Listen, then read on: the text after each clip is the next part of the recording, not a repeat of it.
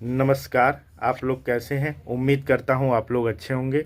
आज हम आपको जो भी सुप्रीम कोर्ट का नया जजमेंट आया है जुडिशरी एग्ज़ाम के रिगार्डिंग, उसके संबंधित आपसे चर्चा करने आए हैं। उसमें दो तीन टॉपिक हैं। पहला चीज़ ये है कि जो आज चर्चा होगी कि उसमें जो ट्रेनिंग का क्या क्राइटेरिया है, दूसरा कि एलएलएम करने वाले स्टूडेंट का साल काउंट होगा कि नहीं।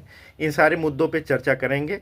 धैर्य रखिए और गंभीरता के साथ हमारे साथ जुड़े रहिए। तो हम बहुत संक्षेप में आपसे बात करेंगे। पहली चीज़ ये है कि जुडिशरी एग्ज़ाम के रिगार्डिंग जो भी नोटिफिकेशन आपका 20 मई 2025 से 1 अप्रैल 2027 के बीच में जो भी एग्जामिनेशन होंगे, उसके अगर जो भी एग्जामिनेशन या जिसके नोटिफिकेशन आ गए हैं उसमें आपको किसी भी प्रकार का ट्रेनिंग की कोई आवश्यकता नहीं है। वो ट्रेनिंग एग्जामिनेशन होने के बाद जब आपका सिलेक्शन होगा उसके बाद काउंट किया जाएगा। उसके लिए अलग से व्यवस्था की गई है। उसमें भी एक छोटी सी ये व्यवस्था है, 1 साल की जो आपकी ट्रेनिंग होगी, 2 साल की टोटल ट्रेनिंग होगी।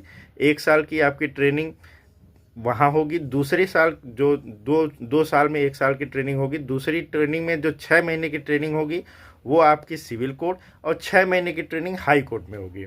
अब दूसरा सब्जेक्ट ये है कि एलएलएम करने वालों का काउंट होगा कि नहीं। इस बात को हम 100% बता रहे हैं कि इसमें एलएलएम करने वालों का कोई भी काउंट नहीं होगा। आपका जो भी काउंट होगा, अगर मान लीजिए आप इस बार सेलेक्ट हो गए तो 2 साल आपको ट्रेनिंग दी जाएगी। उस 2 साल के दौरान आपको ग्रास सैलरी मिलेगी, या कि संपूर्ण यानी टोटल आपको सैलरी भी नहीं मिलेगी।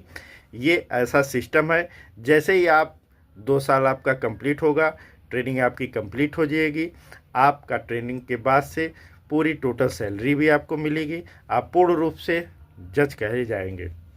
ठीक है।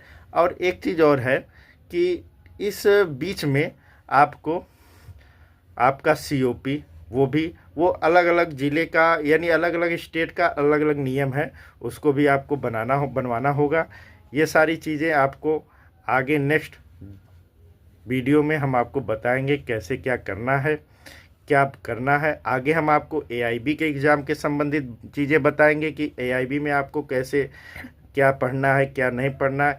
और जुडिशरी से संबंधित आपको जो भी चीज़ें और भी जाननी है, या इस एग्ज़ाम से संबंधित जो नोटिफिकेशन या जो सुप्रीम कोर्ट का जजमेंट आया इससे संबंधित कुछ चीज़ें और नई जाननी है, तो आप हमें कमेंट बॉक्स में बताएं। हम आपको ज़रूर उस पर पूरा विवरण प्रदान करेंगे। धन्यवाद।